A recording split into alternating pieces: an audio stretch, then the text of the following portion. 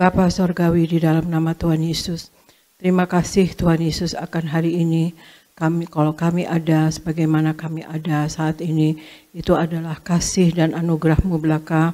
Tuhan Yesus, urapi kami semua, baik jemaat-Mu yang menonton lewat live streaming di rumah masing-masing atau dimanapun berada, dan juga jemaat-Mu yang di gereja Nias, urapi dengan Roh Kudus, dan juga hamba yang membawakan firman ini, urapi dengan Roh Kudus.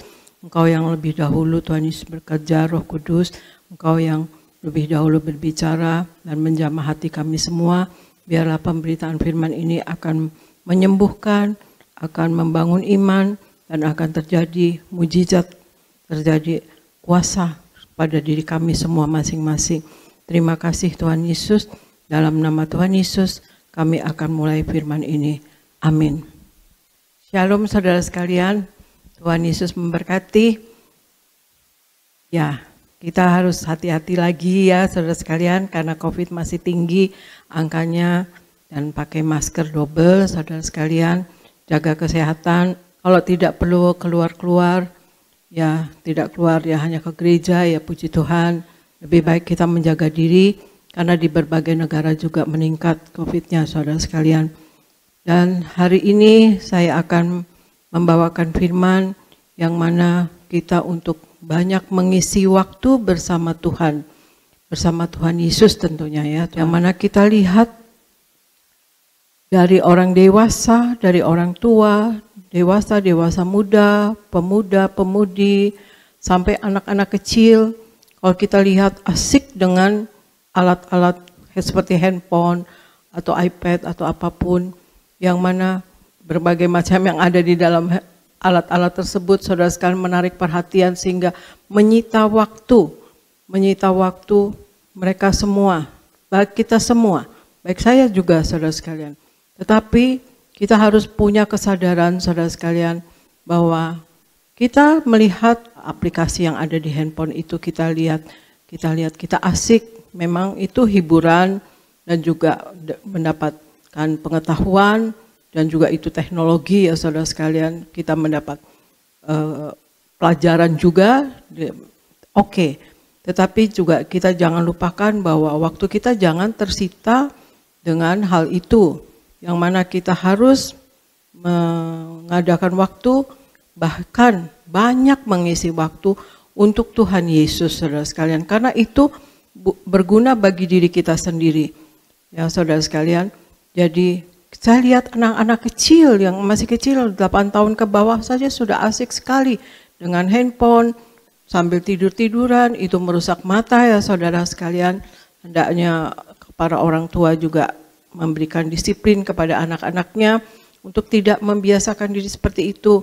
Tapi seperti firman Tuhan katakan, biasakanlah anak-anak kita dari kecil untuk membaca firman Tuhan atau diberikan firman Tuhan.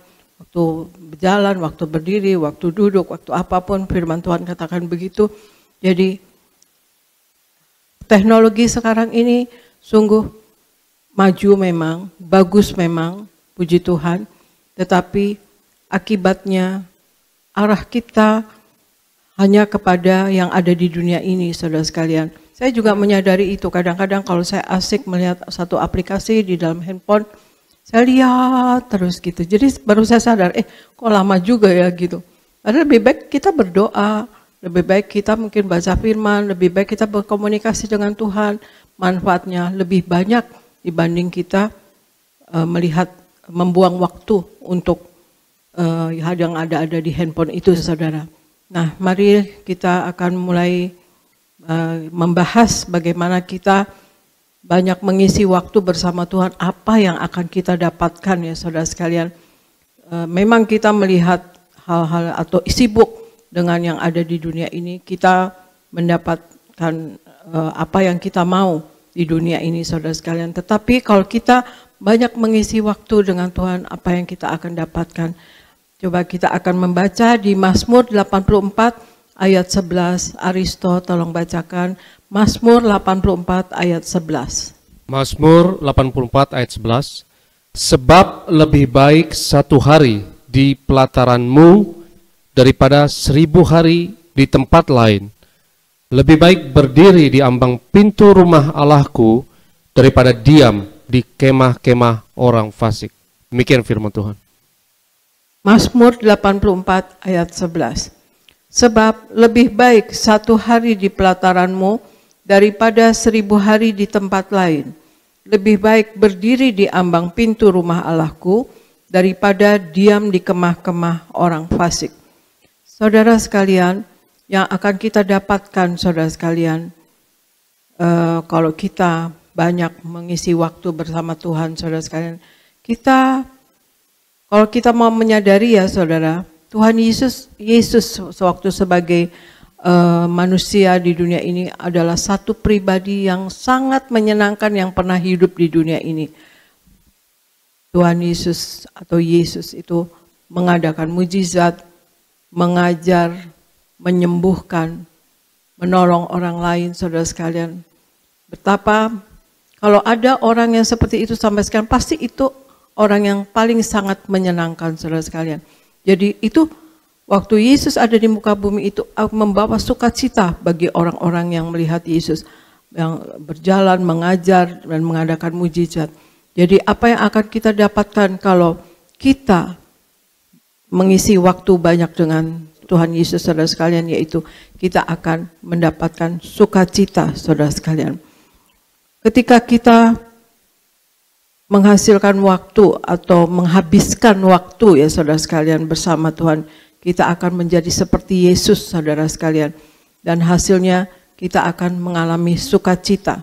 Sukacita yang tidak bisa diberikan oleh dunia ini. Kekristenan saudara sekalian bukan ditentukan di hari Minggu saudara sekalian. Tetapi kita ditentukan dengan kita dekat dengan Tuhan atau intim dengan Tuhan setiap hari saudara sekalian. Ya saudara, maka kalau ada sukacita kita justru ingin dekat dengan Tuhan selalu.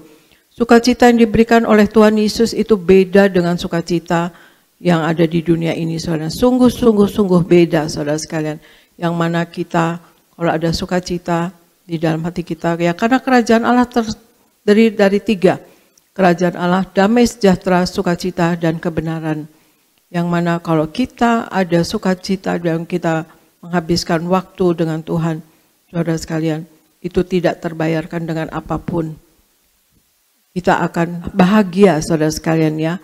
Hati kita, meskipun di luar kita mengalami masalah, keadaan kita waktu masalah, tapi kalau ada sukacita di dalam hati kita, maka sukacita Tuhan itu tidak akan pernah pergi. Dan itu akan menguatkan kita saudara sekalian. Dan kita baca Lukas 11 ayat 4 Aristo, Lukas 11 ayat 4. Dan ampunilah kami akan dosa kami, sebab kami pun mengampuni setiap orang yang bersalah kepada kami, dan janganlah membawa kami ke dalam pencobaan. Demikian firman Tuhan. Lukas 11 ayat 4 katakan, dan ampunilah kami akan dosa kami, sebab kami pun mengampuni setiap orang yang bersalah kepada kami, dan janganlah membawa kami ke dalam pencobaan. Ini adalah doa yang diajarkan oleh Tuhan Yesus. Tuhan Yesus menganjurkan kita kalau berdoa demikian, di doa Bapa kami ya Tuhan, saudara. Apa yang akan kita dapatkan kalau kita banyak mengisi waktu bersama Tuhan Yesus, saudara sekalian? Kita akan dapat mudah untuk mengampuni, saudara sekalian. Tidak mungkin banyak mengisi waktu bersama Tuhan kalau kita tidak menjadi pemaaf, saudara sekalian.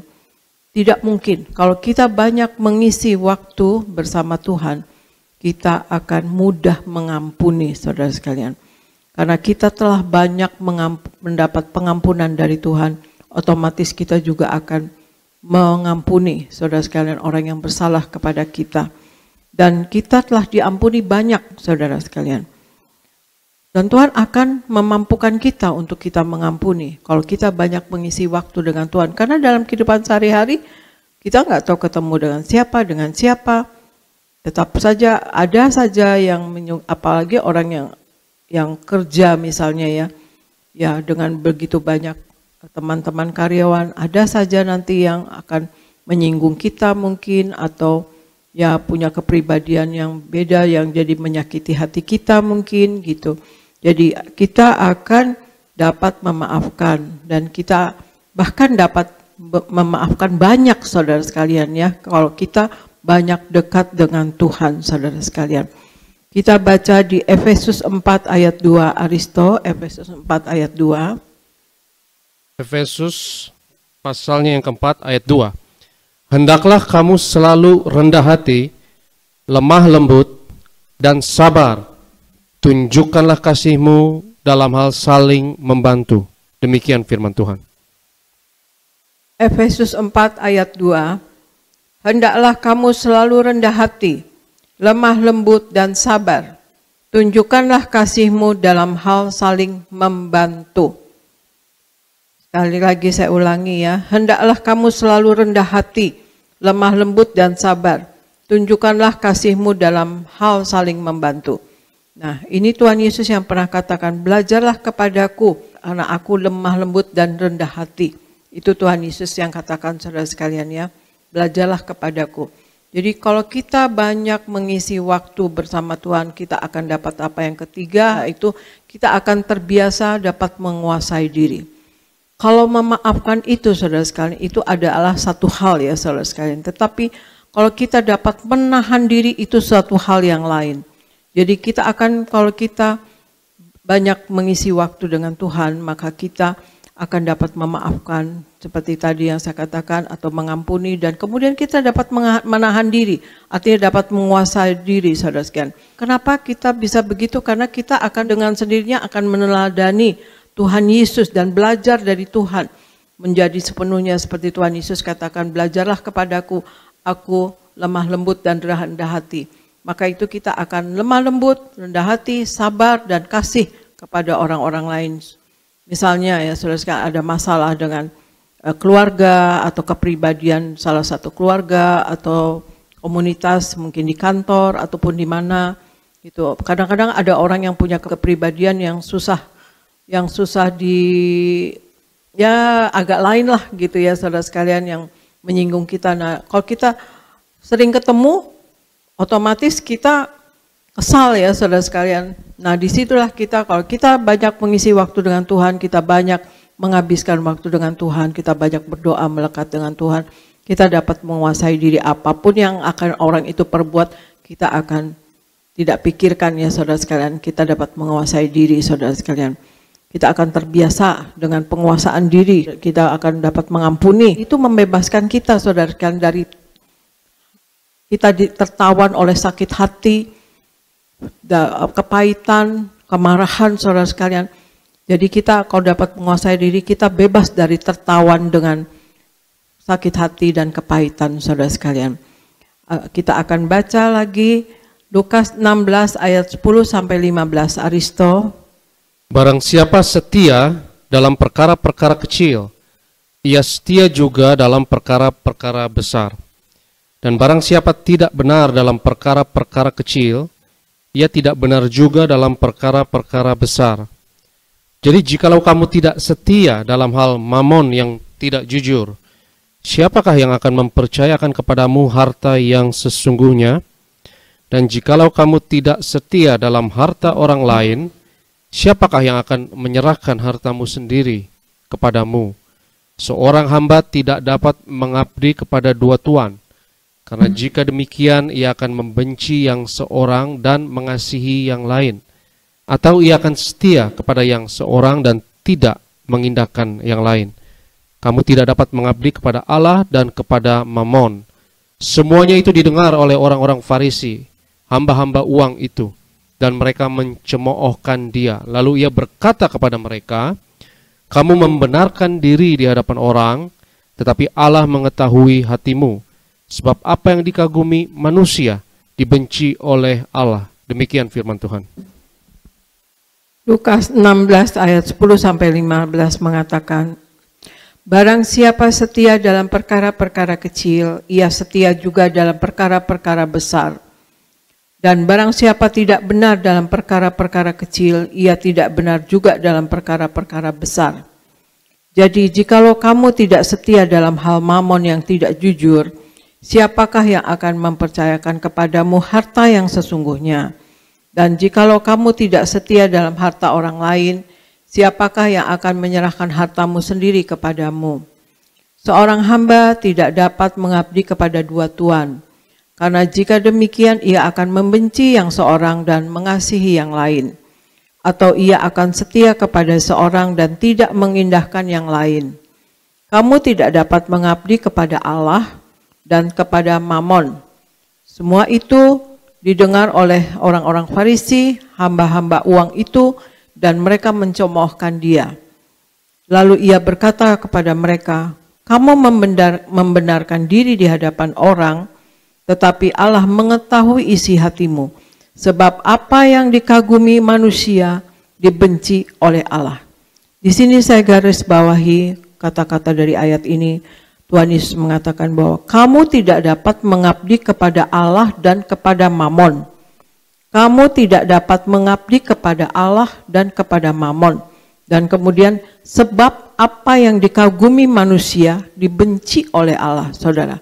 Dalam hal ini, ayat ini Tuhan Yesus mengatakan itu dalam hal mamon, artinya harta atau uang ya saudara sekalian, materi ya saudara sekalian. Allah ingin kita terbebaskan daripada kecintaan akan uang, saudara sekalian. Ayat ini mengatakan demikian. Karena di 1 Timotius 6 ayat 10 dikatakan, karena akar segala kejahatan adalah cinta uang. 1 Timotius 6 ayat 10 katakan, karena akar segala kejahatan adalah cinta uang. Ya, Tuhan juga ingin kita menghormati Tuhan lebih dahulu, baru kita memikirkan hal-hal materi yang kita perlukan di dunia ini, saudara sekalian. Karena Tuhan Yesus katakan, kamu tidak dapat mengabdi kepada Allah dan kepada Mamon. Kita harus mengutamakan Tuhan dulu, saudara sekalian. Dan Tuhan juga mengatakan apa yang disukai oleh manusia itu dibenci Allah. Nah, manusia dalam hal ini karena uang dan materi, Tuhan Yesus dikatakan kalau kita senang dan kita mencintai materi atau uang, saudara sekalian, itu dibenci oleh Allah. Kalau kita merasa kita kaya dan kemudian kita punya semuanya dan kita bangga, saudara sekalian, itu kurang suka ya. Allah mau kita bangga dengan Tuhan, karena yang memberi segala sesuatu Tuhan. Karena Tuhan Yesus katakan, carilah kerajaan Allah dan kebenarannya, maka semuanya itu akan ditambahkan kepadamu, saudara. Jadi sebab apa yang dikagumi oleh manusia dibenci oleh Tuhan, itu kata-kata Tuhan Yesus ya saudara. Allah berkata begitu karena kaitannya dengan harta ya di dalam ayat ini. Dan kalau kita mengabdi kepada Allah, hal yang tepat, mengisi waktu kita bersama Tuhan, saudara sekalian, yang kita akan butuhkan sehari-hari itu pasti akan terpenuhi. Karena Tuhan Yesus katakan, carilah kerajaan Allah dan kebenarannya, maka semuanya itu akan ditambahkan kepadamu. Kita akan membaca Efesus 1 ayat 22 sampai 23. Aristo, Efesus 1 ayat 22 sampai 23. Dan segala sesuatu telah diletakkannya di bawah kaki Kristus, dan dia telah diberikannya kepada jemaat sebagai kepala dari segala yang ada.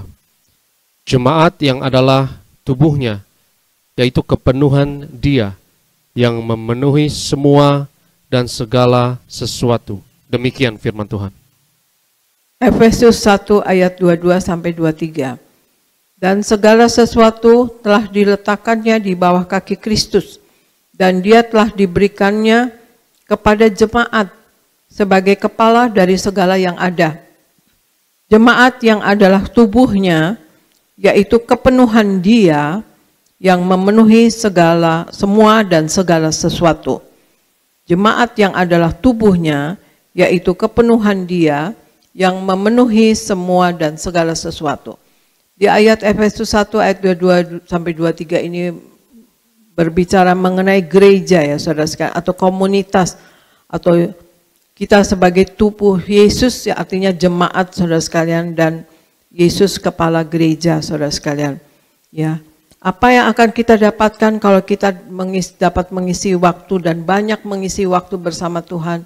Kita akan melayani Tuhan saudara sekalian, dan kita akan terlibat dengan komunitas gereja saudara sekalian. Kristus adalah kepala. Kita sebagai manusia adalah tubuhnya. Kalau kita terkait dengan gereja, ada tubuh Kristus, kita akan bertumbuh rohaninya menjadi dewasa rohani, saudara sekalian. Ada banyak cara untuk melayani Tuhan, saudara sekalian. Yang tidak hanya hanya memberkati orang lain, tapi juga akan memberkati diri kita sendiri. Kalau kita punya relasi yang kuat dengan gereja, saudara sekalian, atau dengan tubuh Kristus yang lain, kita akan alami kedewasaan rohani dan kesalehan. Juga kita akan, lama-lama juga kita akan dapat hidup kudus, saudara sekalian. Bahkan segera, ya saudara sekalian, untuk menentukan atau komitmen mau hidup kudus, saudara sekalian. Kita akan tumbuh di dalam Tuhan sewaktu kita duduk bersama, mendengarkan firman Tuhan, dan beribadah sama-sama duduk di bawah pengajaran firman Tuhan.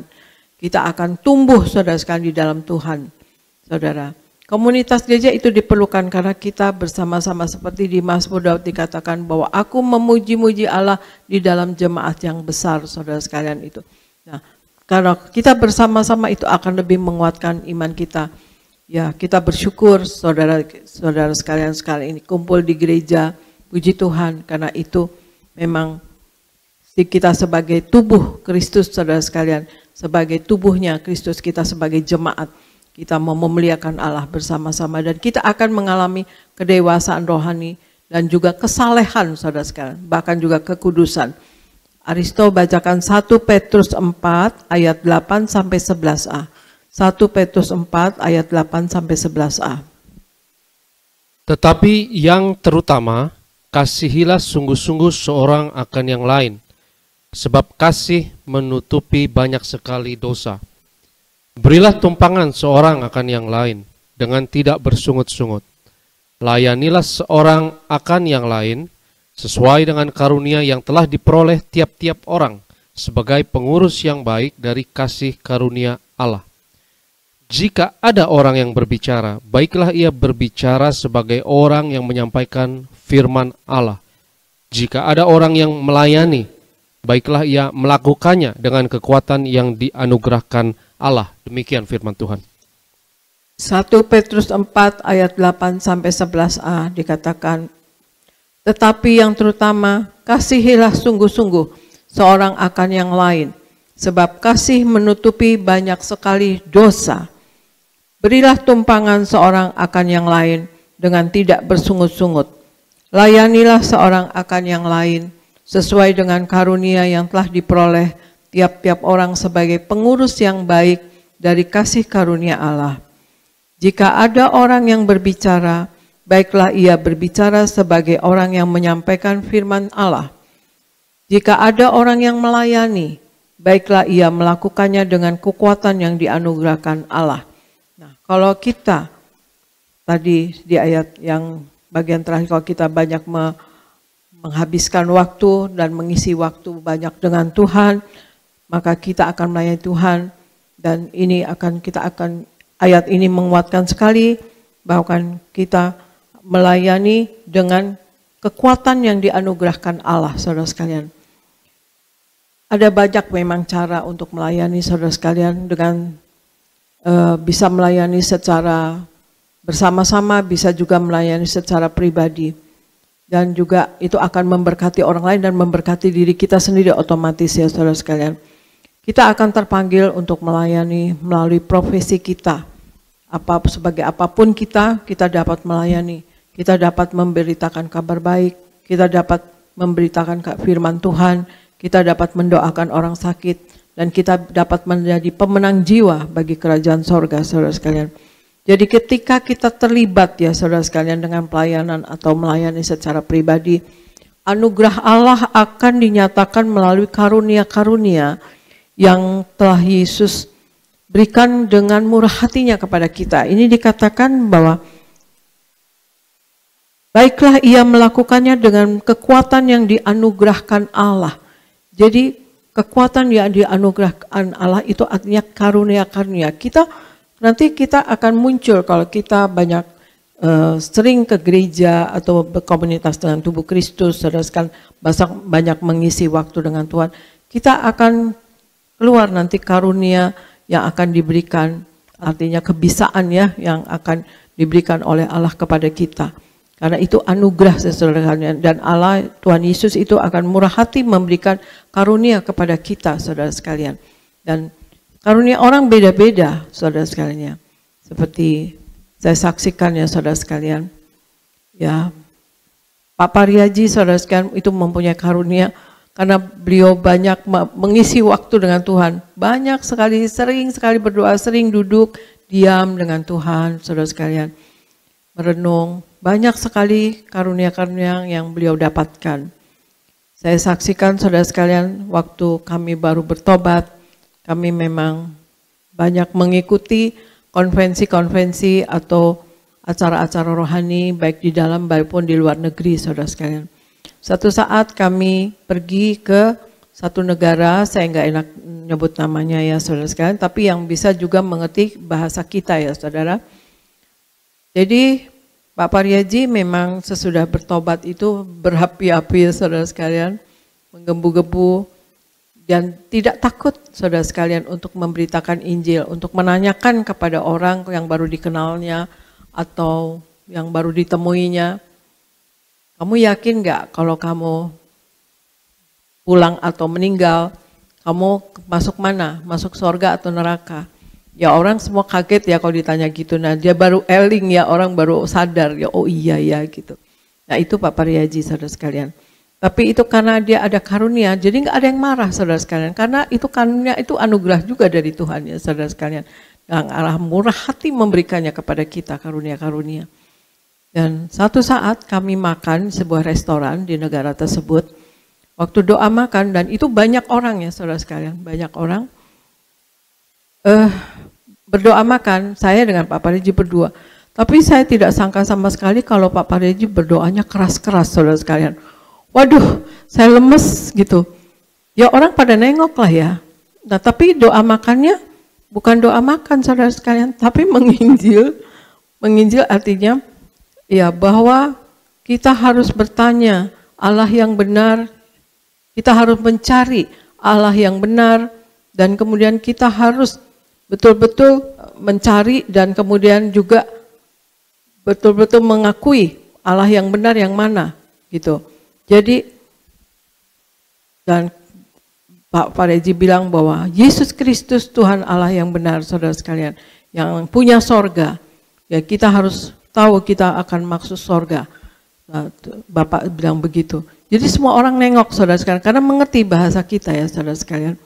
Nah kemudian udah ngomong banyak tentang penginjilan gitu, baru doa makanannya saudara sekalian. Tetapi itulah karunia diberikan Allah kepada Pak Pariaji. Gak ada yang marah saudara sekalian orang. Saya udah lemes saudara sekalian. Ibu malu sih, ya malu, ya udah biasa lah malu ya Bapak orangnya berani sekali saudara sekalian. Tapi lemes saya gitu. Tapi seorang Bapak datang kepada Pak Pariaji duduk di meja kami dan katakan bahwa dia sudah lama merasa dan mengakui bahwa Yesus adalah Allah. Wah kita sungguh gembira. Tetapi dia sebagai warga negara tersebut tidak bisa untuk mendeklarnya, karena kalau dari ras dia itu kalau masuk agama lain maka akan ditahan ya di penjara. Nah ya kemudian kami layani dan dia meminta untuk dilayani saudara sekalian, diterangkan bahwa ini adalah jalan kebenaran dan hidup, dan kemudian beliau menerima Yesus, percaya Tuhan Yesus pasti selamat. Jadi beliau sampai nangis dan dia bersyukur sekali bahwa dia bisa mendeklar, baru bisa bilang ke orang di depan saya dan Pak Pariaji, baru 2 orang yang tahu bahwa dia sudah lama percaya Yesus adalah Tuhan saudara sekalian. Nah itu anugerah ya saudara sekalian, karunia. Kalau orang lain coba-coba seperti Pak Pariaji misalnya, karena karunia orang beda-beda, bagi-bagi Injil kepada orang lain gitu ya, dimarahin orang saudara sekalian, ya bapak-bapak lain dari teman-temannya Pak Pariaji coba-coba. Tapi kalau Pak Pariaji yang kasih, nggak ada yang marah saudara sekalian, itu anugerah, itu karunia yang diberikan oleh Tuhan Yesus kepada Pak Pariaji, nggak ada yang marah saudara sekalian. Dan untuk itu makanya kita banyak mengisi waktu dengan Tuhan, banyak berdoa, banyak membaca firman, maka yang pertama kita akan mendapat sukacita. Yang kedua, kita akan mudah memaafkan. Yang ketiga, kita dapat menahan diri, saudara, menguasai diri. Yang keempat, ya saudara, kita tidak akan cinta uang, saudara sekalian. Kita akan betul-betul lebih mencintai Yesus, karena kita percaya kalau kita mencintai Yesus, maka semuanya akan ditambahkan kepada kita. Rezeki, materi, apapun yang kita perlukan dalam hidup ini pasti akan diberikan oleh Tuhan. Kemudian yang kelima, kita akan melayani Tuhan dengan karunia yang diberikan oleh Tuhan. Kalau kita banyak melekat dengan Tuhan, dan kita akan dapat karunia yang kita sebetulnya gak menyangka bahwa kita akan dapat punya karunia seperti ini, karena karunia itu diberikan oleh Tuhan Yesus dengan murah hati kepada kita. Kalau kita banyak mendekatkan diri kepada Tuhan, kita banyak mengisi waktu dengan Tuhan, saudara sekalian. Demikian dari saya, saudara sekalian. Marilah kita hidup sepenuh-penuhnya di dalam Tuhan, menjadi pelaku daripada firman-Nya. Maka kita akan bahagia, saudara sekalian. Kita tidak usah takut apapun. Kita minta selalu urapan Roh Kudus, kita minta selalu tutup bungkus darah Yesus, dan kita selalu minta pasukan malaikat menjagai kita, dan kita selalu menyatu dengan tubuh darah Yesus. Itu yang utama, saudara sekalian. Dan kemudian kita memakai minyak urapan untuk perlindungan kita, saudara, dan juga sebagai kesukaan bagi Tuhan. Maka kita akan hidup bahagia, dan kita akan hidup dengan penuh karunia daripada Tuhan Yesus. Sekian dari saya, Tuhan Yesus memberkati.